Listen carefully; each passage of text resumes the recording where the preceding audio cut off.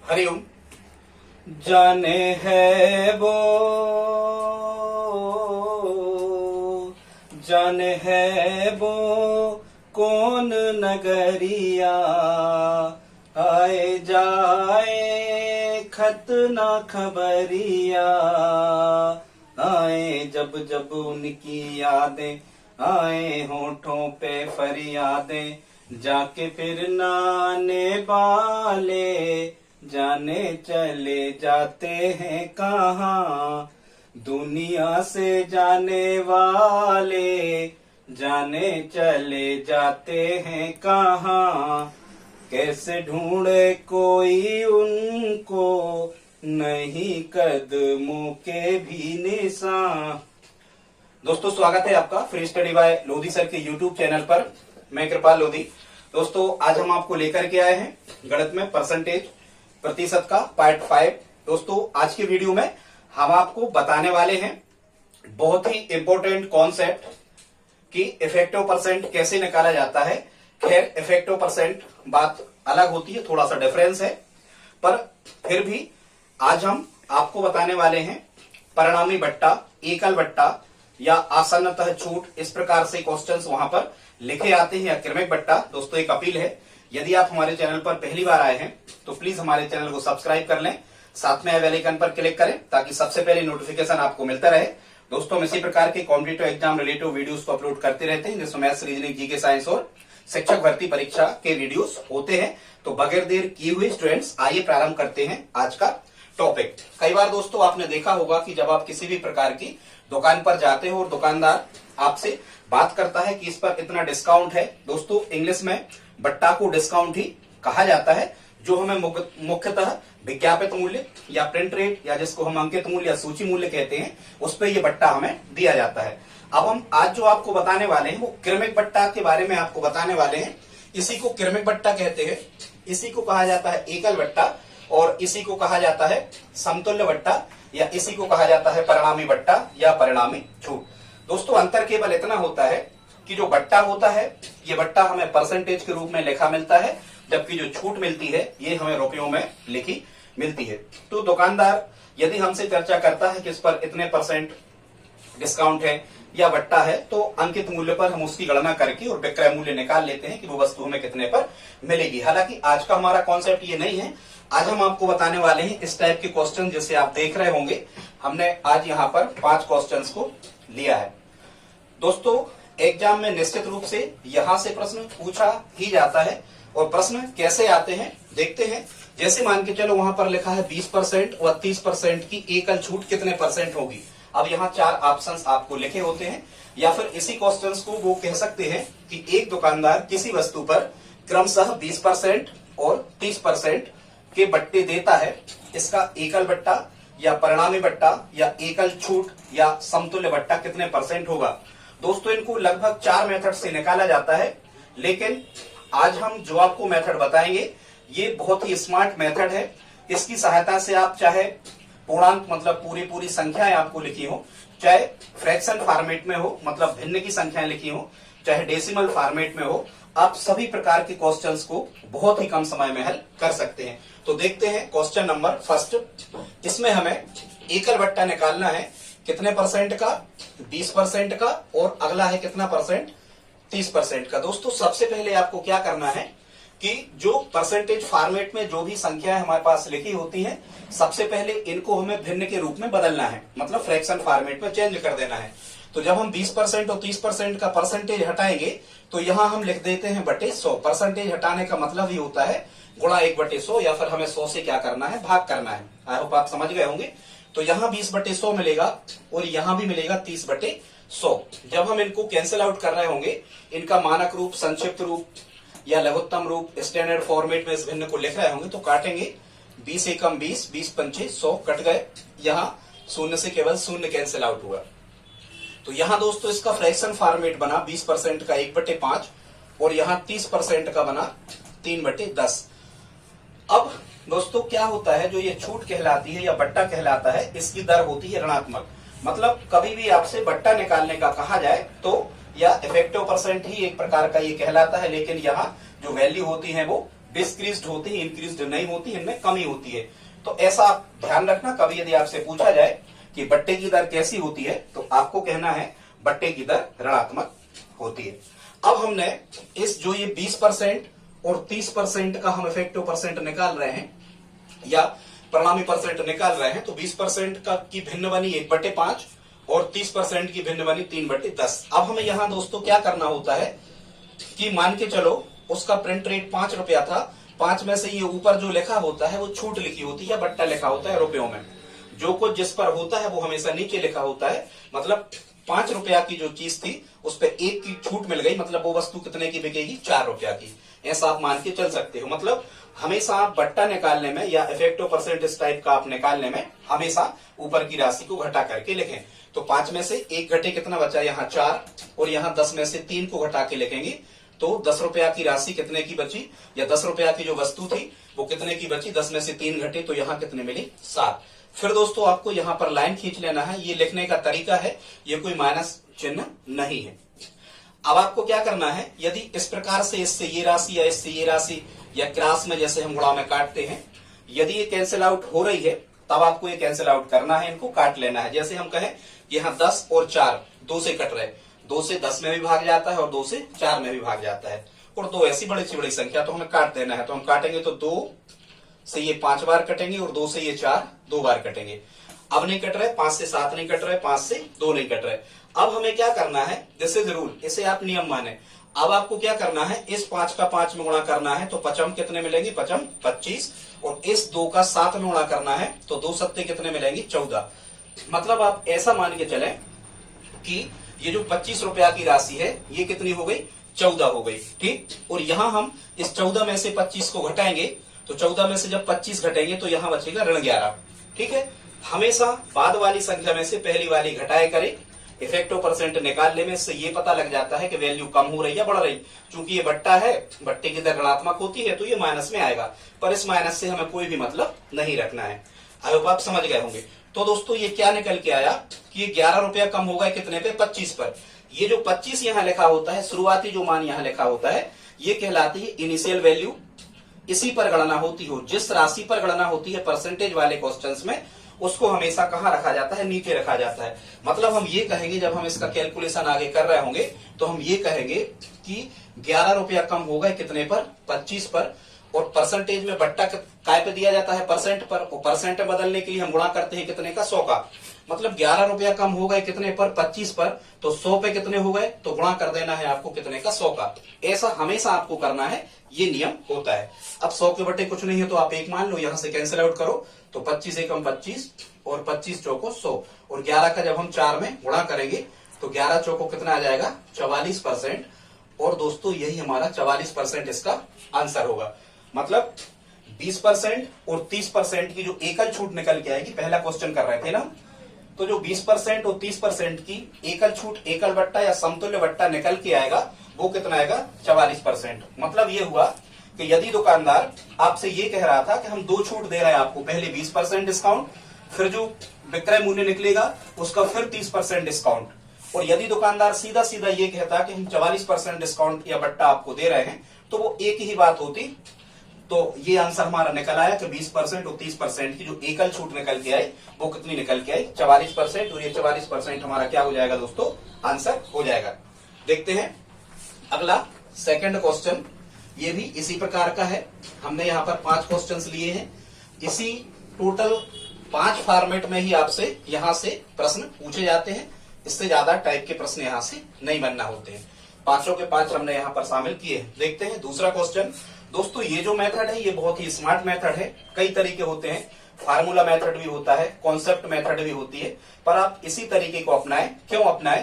क्योंकि यदि आपको फ्रैक्शन फॉर्मेट में कोई राशि दे दी गई है और इसका आपको क्रमिक बट्टा निकालना है, परिणामी प्रतिशत निकालना है, तो ये मेथड आपको सरल लगेगी।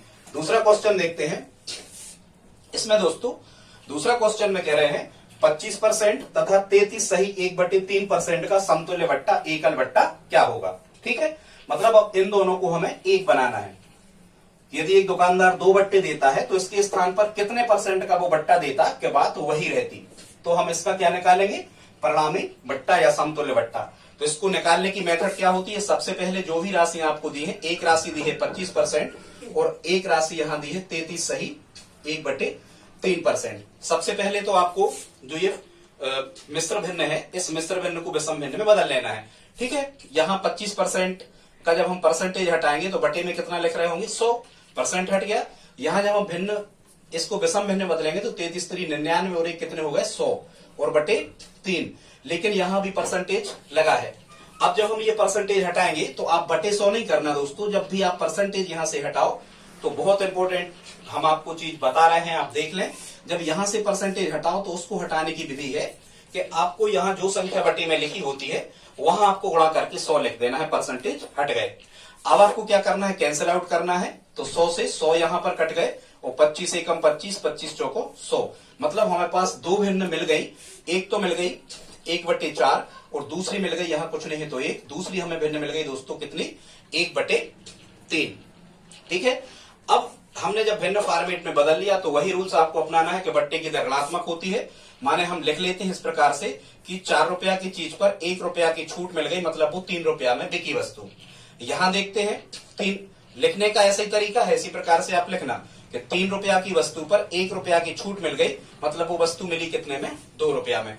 यहां हमेशा आपको घटा के लिखना, 4 में से 1 गए, 4 के 4 और 4 में से 1 गए 3, 3 के 3 और 3 में से 1 गए 2।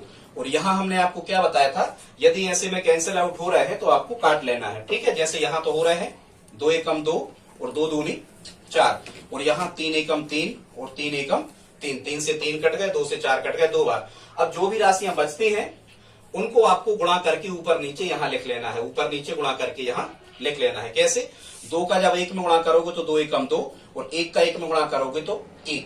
ठीक है, मतलब ये शुरुआत की वैल्यू कितनी निकल के आई थी 2 और बाद की कितनी निकल के आई 1। हमें हमेशा बाद वाली वैल्यू में से पहली वाली वैल्यू को माइनस करना होता है, घटाना होता है। जब हम 1 में से 2 घटाएंगे तो यहाँ कितना मिलेगा, ऋण 1। वो बट्टे की दर ऋणात्मक होती है तो ऋणात्मक में तो आंसर आता है ये, पर हमें छोड़ के चलना है। इसका मतलब क्या हुआ, अब हम जब गणना करेंगे कि 1 रुपया कम हो गया कितने पर, 2 पर। दोस्तों ये बटे में जाता है हमेशा, दिस इज रूल, ये नियम है। हमेशा जो यहाँ संख्या शुरुआत में लिखी होगी, जैसे लाभ हानि की गणना क्रय मूल्य पर होती है क्योंकि शुरुआत में हमें क्रय मूल्य का पता होता है, उसी प्रकार से इफेक्टिव परसेंट की गणना इस वैल्यू पर होती है। मतलब 1 रुपया कम हो गए कितने पर, 2 पर, तो कितने पर निकाला जाता है, 100 पर। तो हम यहाँ मल्टीप्लाइकेशन कितना करेंगे, 100, इसके बटे कुछ नहीं, कैंसिल आउट करेंगे तो 2 से 100 कितने बार कट जाएंगे, 50 बार। यहाँ हमें परसेंटेज लगा देना है। इसका मतलब दोस्तों इसका आंसर क्या होगा, 50% इसका आंसर होगा। कौन से क्वेश्चन का, दूसरे क्वेश्चन का आंसर कितना निकल के आएगा, 50%। 25% और 33 सही 1/3% का समतुल्य बट्टा कितना निकल के आएगा, 50%। आई होप आप समझ गए होंगे। क्वेश्चन 2 हो गए। तीसरा दोस्तों देखो, हमने एक बहुत ही एडवांस टाइप का क्वेश्चन लिया है। यदि आप कॉन्सेप्ट मेथड से या जो फार्मूला मेथड होता है a+b+ab डिवाइड 100, उससे यदि आप कर रहे होगे तो इस टाइप के क्वेश्चंस को करने में ज्यादा टाइम आप ले जाओगे और आंसर गलत होने की संभावना बनी रहेगी। लेकिन इस स्मार्ट मेथड से जब भी आप इफेक्टिव परसेंट या परिणामी बट्टा निकालोगे तो गलत होने के चांस बिल्कुल भी नहीं है। तो अब हम देखते हैं दोस्तों, यहां तक यदि आपने हमारा वीडियो देखा है तो प्लीज आप लाइक करें, और यदि आप हमारी हेल्प करना चाहें तो प्लीज चैनल को सब्सक्राइब करें, अपने दोस्तों के साथ स्टडी ग्रुप में शेयर करें और हमारे गाने के बारे में बताएं कैसा लगा। तो सबसे पहले हम आपको तीसरा क्वेश्चन और हल करवा देते हैं। तो यहां आपको निकालना है 11 सही 1/9%। तो 11 नंबर हम सीधा यहाँ क्वेश्चन नहीं लिख रहे, हम सीधी इसको विषम भिन्न में बदल दे रहे हैं, मिश्र भिन्न को। 11 नंबर 99 और 1 हम जोड़ते हैं तो ये मिला हमें 100/9%। कितना मिला दोस्तों, ये मिला 100/9%। सेकंड लिखा है 12 सही 1/2, तो 12 दूनी 24 और 1 25/2%। सेकंड मिला हमें 25/2%।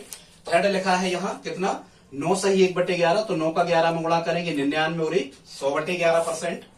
फिर यहाँ मिलेगा 100/11% बटे की जो क्यों, और फिर कितना कह रहे हैं 10%। तो चौथी वैल्यू हमारे पास 10%। और क्या पूछ रहे हैं, इनका तुल्य बट्टा या तुल्य छूट कितने परसेंट होगी, परसेंटेज में ही आपको ऑप्शन दिए हैं।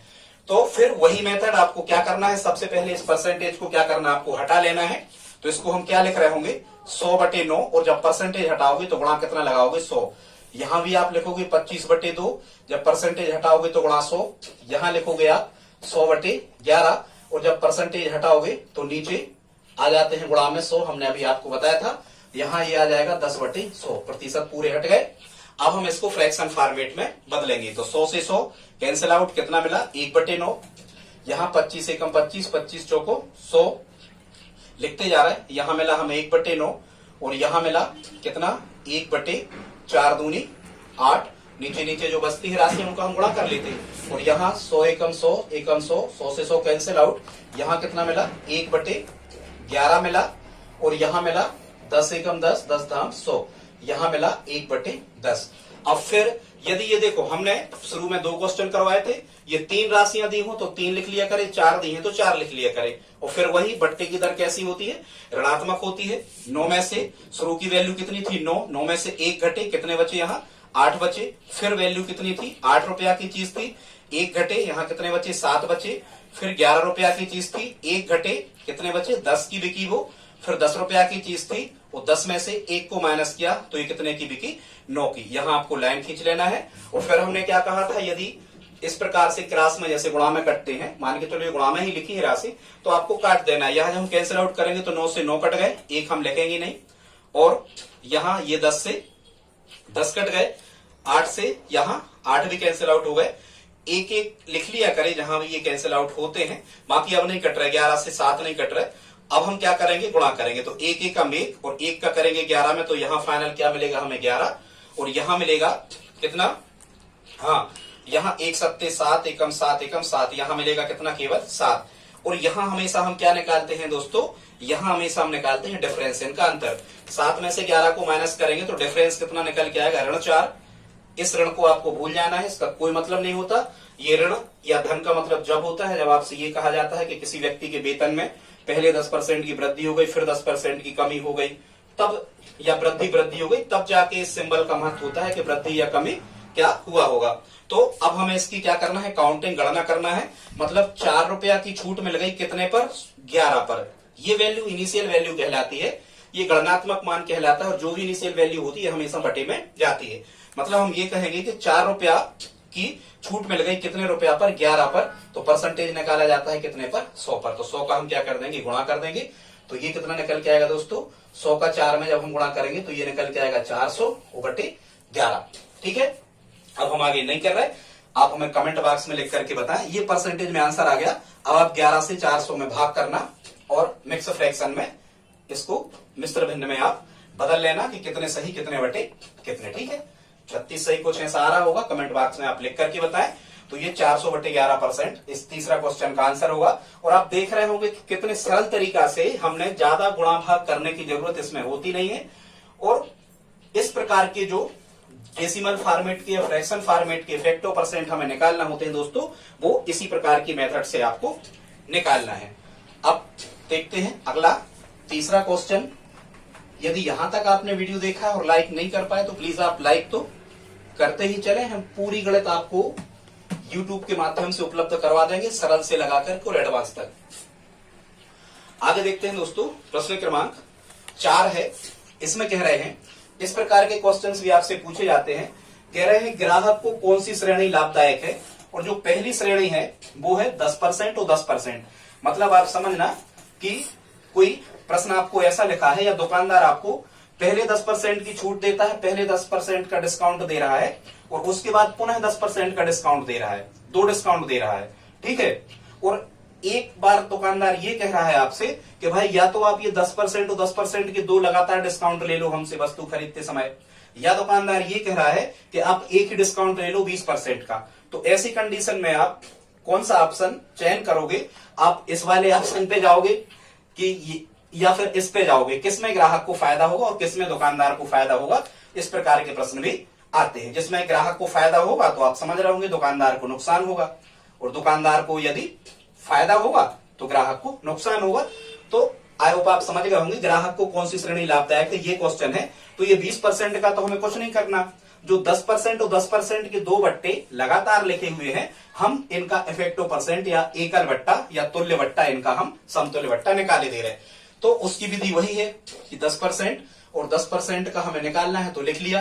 अब परसेंटेज हटाए, 10/100 परसेंटेज हट गया, 10/100 परसेंटेज हट गया, कैंसिल आउट करे, 10 एकम 10, 10 धाम 100, 10 एकम 10, 10 धाम 100। यहां हमें भिन्न मिली 1/10 और दूसरी भिन्न भी मिली 1/10।